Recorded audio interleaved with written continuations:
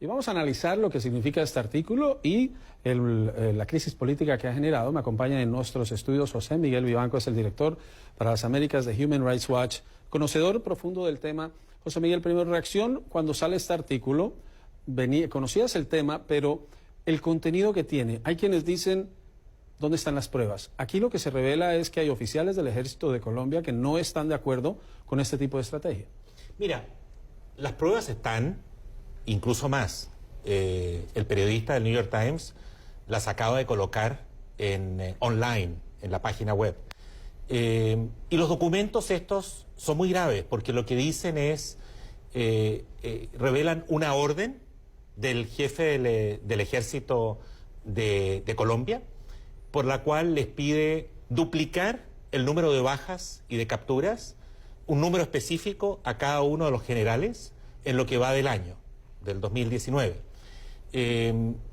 Eso que en términos abstractos, especialmente la audiencia más allá de Colombia, se preguntarán qué importancia tiene eso.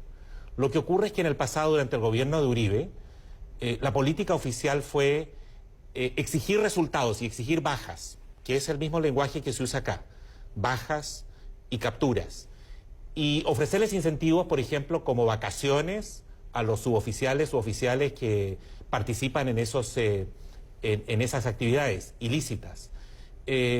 Exigir estas bajas a priori, digamos decir, en este año vamos a tener que matar a un número específico que es el doble del anterior, sin que existan los resguardos jurídicos necesarios, te puede llevar a prácticas como las que hubo durante el tiempo de Uribe, que se llaman falsos positivos, donde se terminan matando a civiles que no son combatientes, se manipula la escena del crimen y se les presenta como bajas en combate para ganarse las vacaciones, las promociones, los incentivos que este tipo de políticas en su época, durante el gobierno de Uribe, otorgaban a los militares. Y que Estados Unidos implementó durante la guerra de Vietnam y que también generó resultados de violaciones a los derechos humanos. Exactamente. Para quien no ha leído el artículo, lo que dice es que hubo una reunión de altos rangos militares en donde les pasaron las hojas y les hicieron firmar el compromiso de, como en cualquier empresa, aumentar los resultados. Ahora, quiero ver si nos pueden mostrar en pantalla una imagen que José Miguel ha publicado a través de su cuenta de Twitter,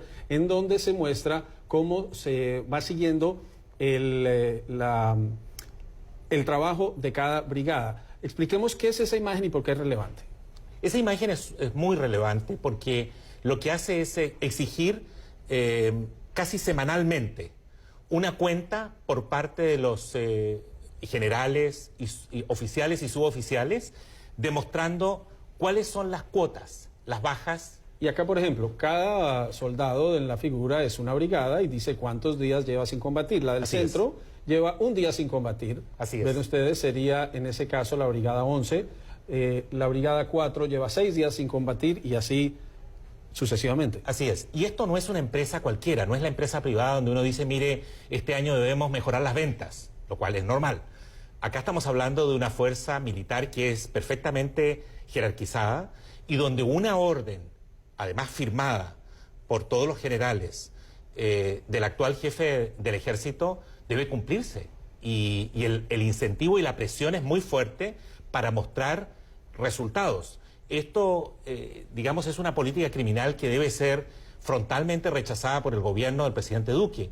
Sin embargo, el presidente Duque lo que ha hecho hasta ahora es invocar principios generales, sostener de que su gobierno está del lado de los derechos humanos y que no se van a producir violaciones a los derechos humanos, lo cual está muy bien, pero en los hechos prácticos no se desentiende, no condena, no rechaza una política que es muy similar a la que se impulsó durante el gobierno del presidente Uribe y que concluyó con a lo menos 4.000 civiles asesinados en Colombia, pretendiendo que se trataba de combatientes, víctimas inocentes. En gran medida, Juan Carlos, este problema se debe a que hay varios militares al más alto nivel que tienen antecedentes en falsos positivos, que tienen investigaciones en falsos positivos. Por ejemplo, el jefe del ejército, Nicasio Martínez, cuando entre el 2004 y 2006 se desempeñó como jefe de una brigada blindada, en esa época el 2005, concretamente en febrero del 2005, se produce el asesinato de una menor indígena de 13 años por parte de las fuerzas que él controlaba. Esos hechos fueron calificados por la Fiscalía como un asesinato de una menor indígena.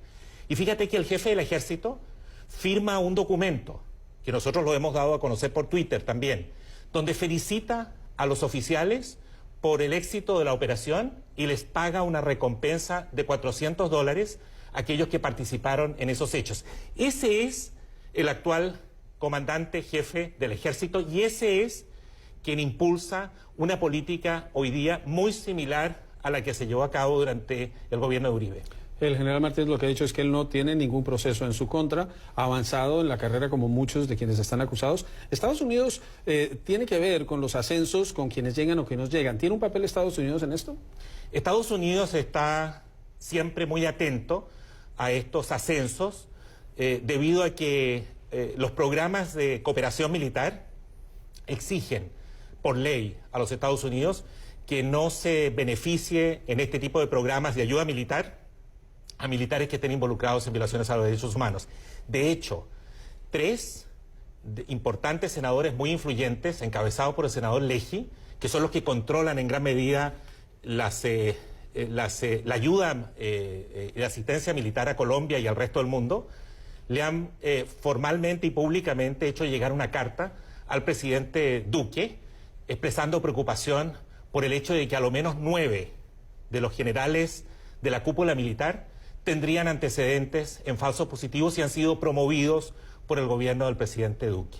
Cuando uno ve este caso, no es sorpresa que el viernes el presidente Duque hizo un anuncio sobre el asesinato de Dimar Torres, un exintegrante de las FARC, quien ahora se responsabilizó a un coronel, hay también un cabo detenido por esos delitos. Este excombatiente de las FARC fue encontrado por la comunidad, había sido mutilado.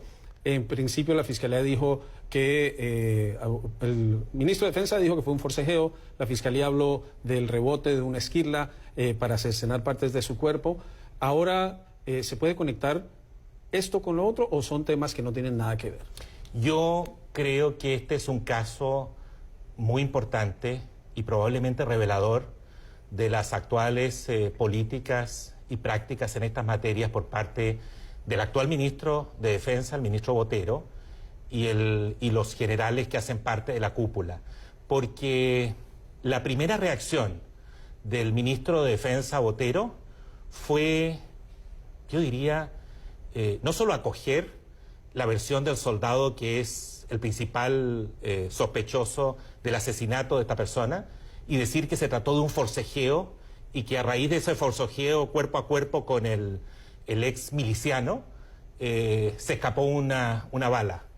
Felizmente la reacción de opinión pública ha sido fuerte en Colombia y eso ha obligado a la Fiscalía a llevar una investigación que en este instante claramente señala como el autor de este asesinato a un soldado. Me parece que se están relajando las normas. De hecho, la instrucción militar que firma y que encabeza la actual cúpula militar, que revela el New York Times, además establece un par de elementos que me parecen muy complicados y muy delicados. El primero es el que se autoriza a las fuerzas militares para asociarse con bandidos, para combatir a otros grupos irregulares. Recuerda que uno de los problemas más fuertes que ha tenido Colombia durante los últimos 30 o 40 años es el paramilitarismo y precisamente los nexos entre la fuerza pública y grupos irregulares armados. Aquí hay una autorización explícita para que en el afán por mostrar resultados y bajas y capturas y duplicarlas, si es necesario asociarse con bandas criminales, habrá que hacerlo. Y el segundo punto, y muy rápido, relajan los niveles de control o de protección para la población civil. Tú sabes que en cualquier operación militar uno tiene que balancear y calcular si una operación militar puede o no tener consecuencias fatales para la población civil. En este caso, explícitamente se reducen los niveles de control de tal modo que están autorizadas a priori operaciones militares, aunque de ello puedan resultar bajas o daños irreparables incluso a la población civil. Decías, Nick Casey publicó la información hoy, está disponible en redes. Seguirá saliendo más información sobre este caso. José Miguel, invito para que sigamos conversando en otra oportunidad sobre lo que está ocurriendo y las revelaciones que han hecho tanto ustedes como estos oficiales que hablaron con el periodista del New York Times. Yo creo que sí, porque esto ha generado una gran controversia en Colombia. De hecho, lamentablemente, el periodista del New York Times, Nick Casey, que es alguien con gran experiencia en estas materias, que cubre permanentemente países complejos como Venezuela, pero también Colombia, y cuya publicación es impecable porque hasta ahora no hay ninguna frase o documento que haya sido desmentido por parte de los militares, se ha visto obligado a salir del país por razones de seguridad, debido a que una senadora del partido de gobierno, la señora Cabal, publicó incluso hasta su imagen en Twitter, la del periodista del New York Times, y lo acusó de una serie de disparates, como si el objetivo haya sido desprestigiar a la fuerza pública y que haya estado, digamos, él haya sido un instrumento de la FARC en este sentido, algo que es usual como descalificación en aquellos sectores autoritarios que los vemos tanto en Estados Unidos como lamentablemente hoy día en América Latina, incluyendo en Colombia. Las fuentes altos oficiales de las fuerzas militares de Colombia, que tienen claro su juramento a la Constitución y su lealtad a quien se la debe. Muchas gracias. José Miguel Vivanco es el director para las Américas de Human Rights Watch. Muchas gracias por estar en Directo USA.